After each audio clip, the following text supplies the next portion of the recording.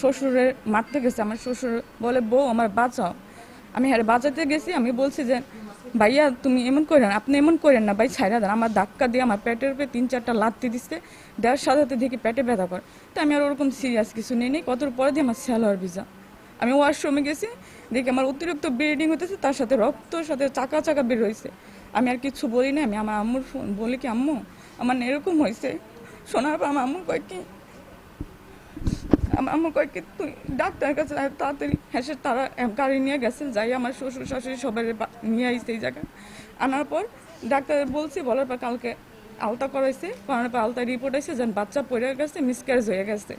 আমি এর বিচার চাই, যে আমার ক্ষতি করছে, আমার অনাগত সন্তানের ক্ষতি করছে, এর বিচার চাই আমি। মারামারিটা হয়েছে সাধারণত ওদের সাথে আমাদের আগে থেকে জমি জায়গা সম্পত্তি নিয়ে ওদের সাথে দ্বন্দ্ব। ওই দ্বন্দ্বর জের ধরেই ওরা মনে করেন 17 তারিখ রাত্র 11টার দিকে অতর্কিতভাবে লোকজন নিয়ে, বহিরাগত লোকজন নিয়ে আমাদের বাড়িতে হামলা করছে। আমরা তো কেউ বাড়িতে ছিলাম না, আর 2-1 যা ছিল আমাকে বাড়ির মহিলারা আমাকে বের হইতে দেয় নাই। ওরা যে পরিমাণ ক্ষিপ্রতা ছিল তাতে হয়তো আমাদের মার্ডার করে ফেলতো, এই জন্য আমাকে 2-1 লোক যারাই ছিলাম আমরা বের হইতে পারিনি বাড়ি থেকে। আর ওরা এই সুযোগে আমাদের বাড়িঘর ভাঙচুর করছে, প্রচুর পরিমাণে ভাঙচুর করছে, ইট ফেকছে, তারপরে ঘরদুয়ার কোবাইয়া আবার এই লাস্টে এই লোকগুলা সবাই এদের ঘরের ভিতরে ঢুইকা এদের হাতে 2টা রুলি ছিল, সেটা নিচে ছিনাছিনি করে রুলি যখন নিচে তখন দিতে চায় নাই, তখন ওরে লাথি দিচ্ছে। ওই লাথিতেই ওর বাচ্চাটা এইভাবে মনে করেন ব্লাডের সাথে নষ্ট হয়ে গেছে। এটা সুষ্ঠু বিচার দাবি করি আমরা, যেভাবে সুস্থ হয় আপনাদের আমরা সুস্থ দাবি চাই, বিচার চাই।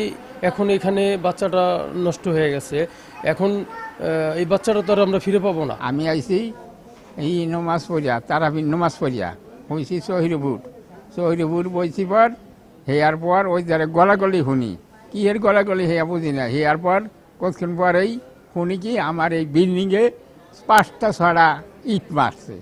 কারণটা কি, আমি আর ওই উঠতে বাইরেছি পরে আমি ওই গেটটা খুললে উত্তরি করছি পারি আমার এই হইল হেয়ার পর কোবাইতে আছে ফ্যান কাছে নেয়া হাসে আমি সরিয়ে গেছি। আমার বউ বাঁচাইতে গেছে পর এই রান্না কোপ সারছে, আমার বউ আমার ধরে বসে বউ পেট ভরে নাচতে দিছে।